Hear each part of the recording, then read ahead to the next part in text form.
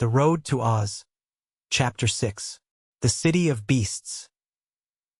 When noon came, they opened the Fox King's basket of luncheon, and found a nice roasted turkey with cranberry sauce and some slices of bread and butter. As they sat on the grass by the roadside, the Shaggy Man cut up the turkey with his pocket knife and passed slices of it around. "Haven't you any dewdrops, or mist cakes, or cloud buns?" asked Polychrome, longingly. "Course not," replied Dorothy. "We eat solid things down here on the earth. But there's a bottle of cold tea. Try some, won't you?" The Rainbow's Daughter watched Button-Bright devour one leg of the turkey. "Is it good?" she asked. He nodded. "Do you think I could eat it?" "Not this," said Button-Bright. "But I mean another piece?" "Don't know," he replied. "Well, I'm going to try, for I'm very hungry," she decided, and took a thin slice of the white breast of turkey which the Shaggy Man cut for her, as well as a bit of bread and butter. When she tasted it, Polychrome thought the turkey was good, better even than mist cakes. But a little satisfied her hunger, and she finished with a tiny sip of cold tea. "That's about as much as a fly would eat," said Dorothy, who was making a good meal herself. "But I know some people in Oz who eat nothing at all." "Who are they?" inquired the Shaggy Man. "One is a scarecrow who's stuffed with straw, and the other a woodman made out of tin. They haven't any appetites inside of 'em, you see. So they never eat anything at all." "Are they alive?" asked Button-Bright. "Oh yes," replied Dorothy. "And they're very clever and very nice too. If we get to Oz, I'll introduce them to you." "Do you really expect to get to Oz?" inquired the Shaggy Man, taking a drink of cold tea.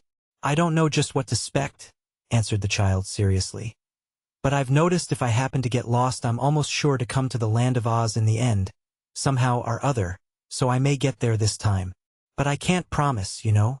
All I can do is wait and see." "Will the scarecrow scare me?"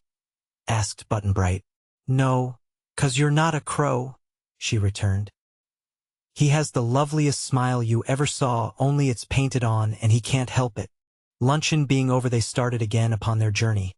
The Shaggy Man, Dorothy, and Button-Bright walking soberly along, side by side, and the Rainbow's Daughter dancing merrily before them. Sometimes she darted along the road so swiftly that she was nearly out of sight. Then she came tripping back to greet them with her silvery laughter. But once she came back more sedately to say, "There's a city a little way off." "I expect that," returned Dorothy. "For the fox people warned us there was one on this road. It's filled with stupid beasts of some sort. But we mustn't be afraid of 'em 'cause they won't hurt us." "All right," said Button-Bright. But Polychrome didn't know whether it was all right or not. "It's a big city," she said, "and the road runs straight through it." "Never mind," said the Shaggy Man. "As long as I carry the love magnet, every living thing will love me, and you may be sure I shan't allow any of my friends to be harmed in any way." This comforted them somewhat, and they moved on again. Pretty soon they came to a signpost that read, "Half a mile to Duncaton." "Oh," said the Shaggy Man.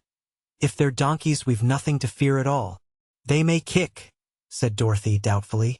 "Then we will cut some switches and make them behave," he replied. At the first tree he cut himself a long, slender switch from one of the branches, and shorter switches for the others. "Don't be afraid to order the beasts around," he said. "They're used to it." Before long the road brought them to the gates of the city.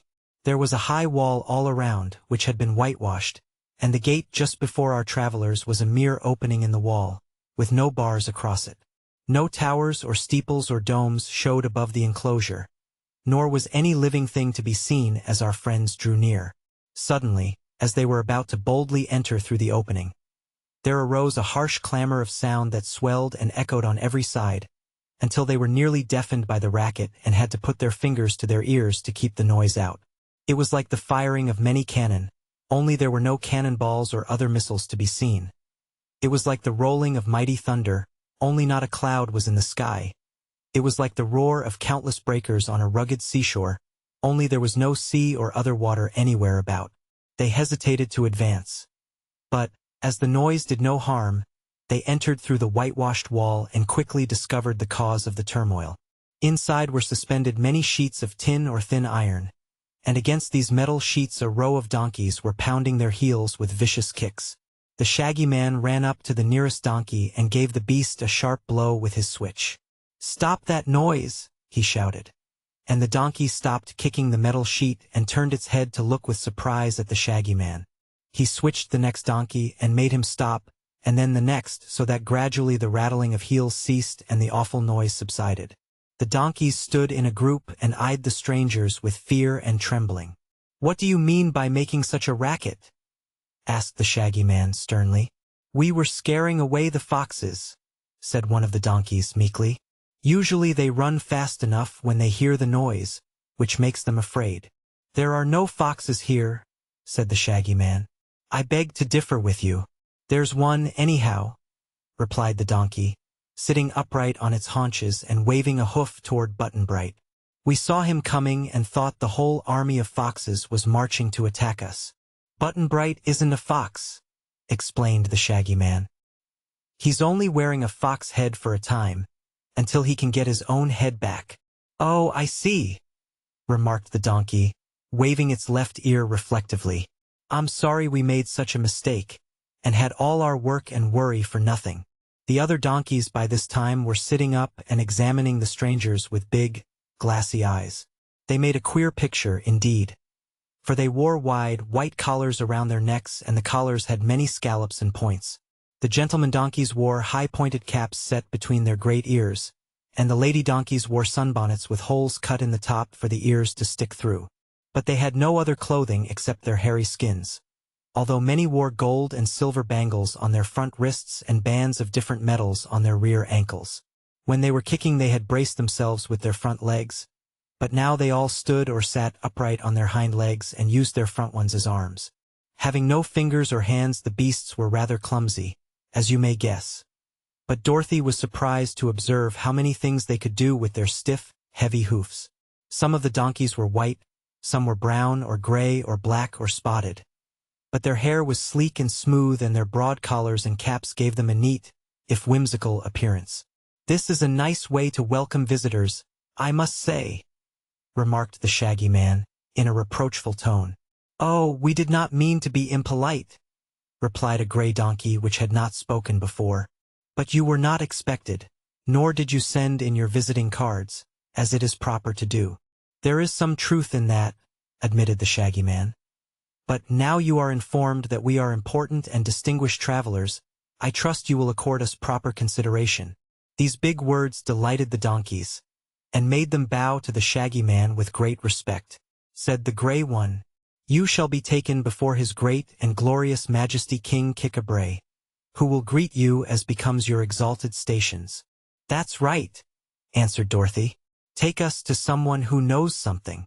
"Oh, we all know something, my child, or we shouldn't be donkeys," asserted the gray one with dignity. "The word donkey means clever, you know." "I didn't know it," she replied. "I thought it meant stupid." "Not at all, my child. If you will look in the Encyclopedia Donkiniera, you will find I'm correct.